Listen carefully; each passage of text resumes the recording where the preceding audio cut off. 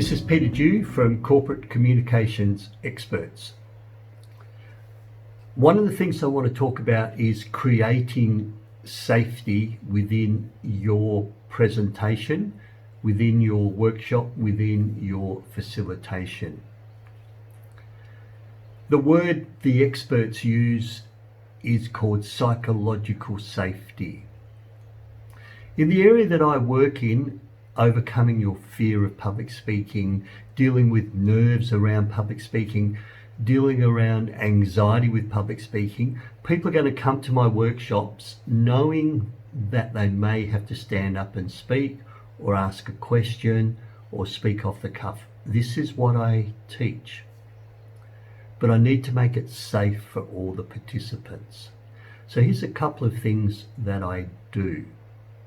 First thing I do, I just let people know that whatever happens in the room stays in the room.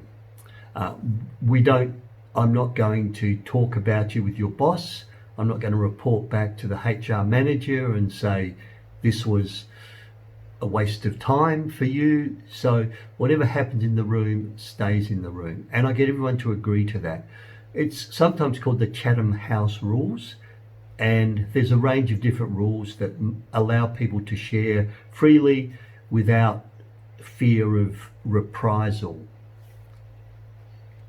So I set the rules up front and let people know that what's in the room stays in the room.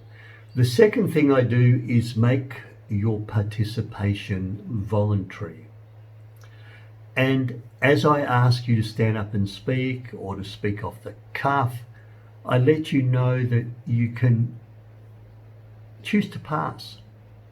If the question I ask you is too tough, you can pass.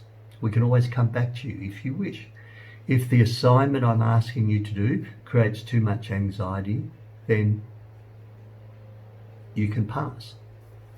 Having said that, 99.9% of participants in my workshops eventually, maybe they pass, but later on have a go. The third thing I do, just to keep it nice and safe, is I look at people and I work out who's more anxious than others. And I make it more safe for them. And in terms of who goes first, I will generally pick someone who I've assessed as being more ready, more confident, less anxious, and they kind of set the base ground. And then when I ask them about how nervous they were, they say they were really, really nervous, and everyone looks at them and say, but you looked really good. And then this sets the foundation for everyone else to go. Another thing that I do is I check in. So the fourth thing I do is check in periodically. How are you going?